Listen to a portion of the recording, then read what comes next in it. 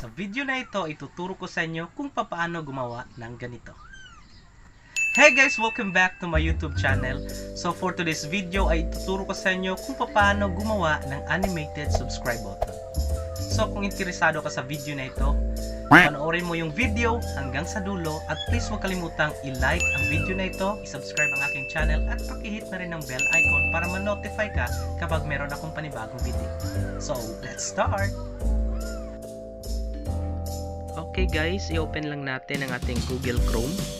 And then, i-search natin sa search bar yung link na https://bit.ly/animated subscribe button. Okay, ito siya guys. Kapag ka-open mo ng link na yan guys, ay mariredirect ka sa website ng capwing.com. So, marami kang template na pagpipilian, pero para sa tutorial na ito, gagamitin ko itong template na ito. Yan siya guys. So, hintayin lang natin mag-load.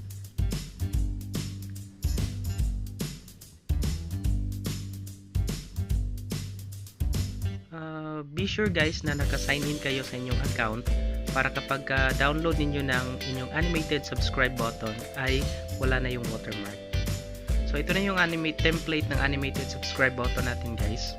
So para palitan natin yung picture, yan, i-click lang natin yung placeholder.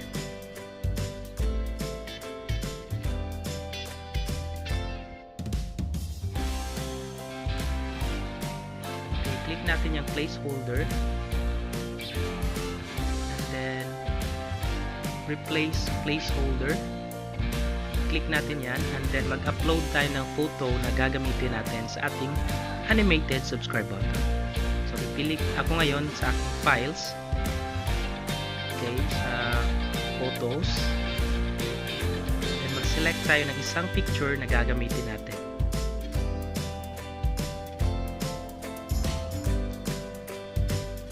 So ito na siya guys, ang ating animated subscribe button. Pero yung gusto ko guys is yung pabilog yung border ng aking picture. So i-click lang natin yung edit image and then yung corners ay i-adjust natin. And then done. So ito na ngayon guys yung aking animated subscribe button.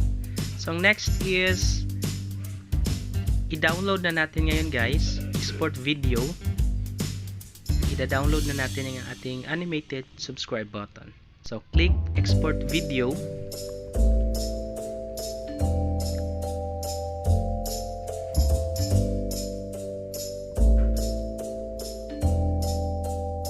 Hintayin lang natin ma-complete yung pag-export ng video.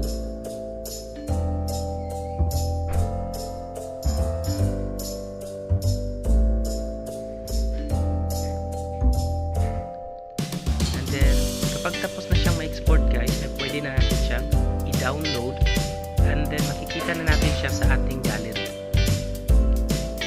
So, ito na ngayon guys yung finished product ng ating animated subscribe button.